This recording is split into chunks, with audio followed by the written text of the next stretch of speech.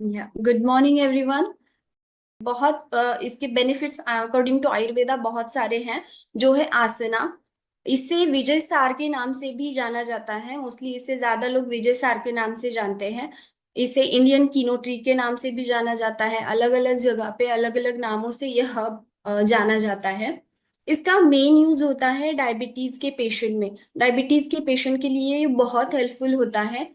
इसकी जो टेस्ट होती है वो एस्ट्रिंजेंट एंड टिक्ट बिटर टेस्ट का ये होता है। ये भी इतना पैलेटेबल नहीं है, तो आप इसे सेम मैंने जैसे बताया कि आपको इसे पैलेटेबल करके लेना होता है, या फिर जिन लोगों को टेस्ट का कोई इशू नहीं है आप डायरेक्टली इसे वार्म वाटर के साथ मिक्स करके ले सकते हो। ये पचने में बहुत हल्का होता है। इसका नेचर जो है वो ड्राई होता है। और जितने भी कफा रिलेटेड और पित्ता रिलेटेड डिसऑर्डर्स होते हैं इसमें बहुत हेल्पफुल बताया गया है विजय सार या फिर आसना। इसकी जो तासीर होती है, मतलब जो भी इसकी पोटेंसी होती है वो कूलेंट है। मतलब शीत जो आयुर्वेद में कहा गया है, तो पित्ता रिलेटेड या फिर बॉडी में हीट बढ़ जाने की वजह से जो भी प्रॉब्लम्स आपको क्रिएट होते हैं उसमें आसना बहुत इफेक्टिव बताया गया है। जैसे मैंने कहा कि डायबिटीज के पेशेंट में ये बहुत हेल्पफुल है। दूसरे इसके बेनिफिट्स देखे जाए अकॉर्डिंग टू आयुर्वेदा, तो इसे केश कहा गया है आयुर्वेदा में। मतलब हेयर रिलेटेड अगर आपको कोई प्रॉब्लम है, या बाल बहुत झड़ रहे हैं, या बाल बहुत थिन हो गए हैं, उसकी स्ट्रेंथ स्ट्रेंथ जो है वो कम हो गई है, इस तरीके की अगर प्रॉब्लम है, तो अगर आप आसना का पाउडर एज अ लेप भी लगाते हो ना एक्सटर्नली, तो भी बहुत इफेक्टिव होता है। इंटरनल प्लस एक्सटर्नल एप्लीकेशन के साथ आपको और ज्यादा और जल्दी रिजल्ट मिलते हैं।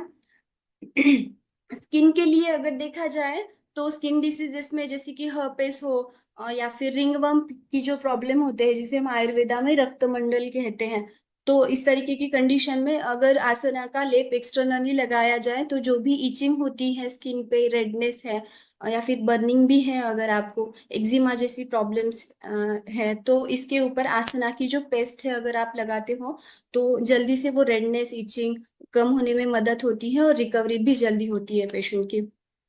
डाइजेशन रिलेटेड अगर देखा जाए, तो डाइजेशन में आसना जो है, आईबीएस जैसी बीमारियां जो है, इरिटेबल बाउल सिंड्रोम, अगर आईबीएस विथ लूज मोशन है आपको, तो उसमें भी आसना बहुत हेल्पफुल बताया गया है। या फिर प्लेन आपको सिर्फ डायरिया हो रहा है, लूज मोशंस है, तो ऐसी कंडीशन में भी आप आसना का पाउडर उन्हें इंटरनली दे सकते हो। ये स्तंभन का काम करता है। अल्सरेटिव कोलाइटिस जैसी प्रॉब्लम हो, या फिर इंटेस्टिनल पैरासाइट्स हो, मतलब आंतों में कृमि वगैरह होना, कीड़े होना, बच्चों में ये प्रॉब्लम बहुत कॉमन दिखाई देती है। इस तरीके की प्रॉब्लम्स अगर है तो आप इसे दे सकते हो पेशेंट को। इसका जो डोसेज होते हैं गुड़ीची के लिए भी और आसना के लिए भी, जो मेन जनरल हमारा जो डोज होता है वो होता है 3 to 6 gram. According to your severity of your disease वो डिसाइड किया जाता है कि आपको डोसेज ज्यादा मात्रा में देने हैं या नहीं। लेकिन जनरली अगर आपको लेना है, अगर आप पूरी तरीके से हेल्दी हो, कोई भी प्रॉब्लम नहीं है, और आपको ऐसे ही as a herb nutritional supplement की तरह लेना है, तो आप 3 to 6 ग्राम इसे कंज्यूम कर सकते हो फॉर 2 टाइम।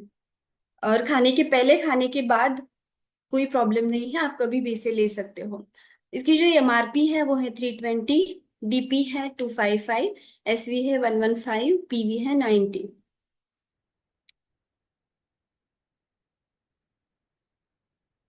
और दूसरा है आसना का बेनिफिट, जैसे कि ब्लीडिंग डिसऑर्डर्स में भी आसना बहुत हेल्पफुल बताया गया है।